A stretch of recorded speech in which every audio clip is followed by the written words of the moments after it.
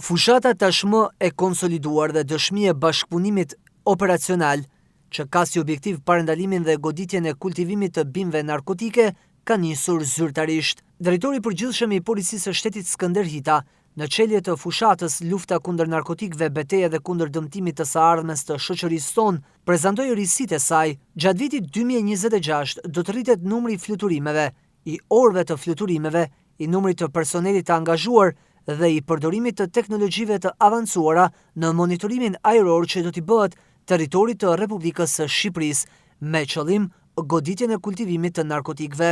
Delegacioni italian u prit në ambientet e Drejtorisë së Përgjithshme të Policisë së Shtetit. Ai kryesuar nga drejtuesi i lartë Lorenzo Bucosi, drejtori i Shërbimit për Bashkëpunimin Ndërkombëtar të Policisë. Gjatë fjalës së mbajtur në ceremoninë çelëse, drejtori Hita vlerësoi bashkëpunimin me partnerët italianë si një model strategjik dhe i konsoliduar që ka sjellë rezultate konkrete në parandalimin e kultivimit të narkotikëve. Ai theksoi se ndërthurja kapaciteteve operacionale, ekspertizës dhe teknologjisë ka mundësuar identifikimin e hershëm të zonave me risk, ndërhyrje më efikase në terren dhe ulje të ndjeshme të rasteve të konstatuara dhe bimëve narkotike të asgjësuara, duke konfirmuar efektivitetin e qasjes parandaluese dhe bashkëpunimit ndërkombëtar. Ndërkaq drejtori i lartë i Shërbimit për Bashkëpunim Ndërkombëtar në Policinë Italiane, Bucosi, gjatë fjalës së tij vlerësoi ecurinë e bashkëpunimit që është kthyer tashmë në një traditë.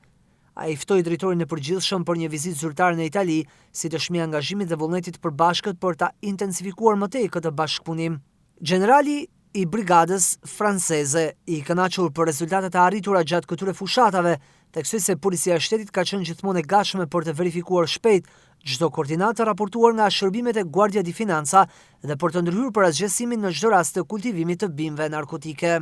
Edhe për këtë vit, Policia e Shtetit do ta ketë sfidë goditjen e fenomenit të kultivimit të narkotikëve, duke patur parasysh që ende territori vijon të jetë i shfrytzueshëm nga kultivuesit, ku shenjat e para tashmë janë dhënë për një tjetër betejë që duket se do të jetë e vështirë.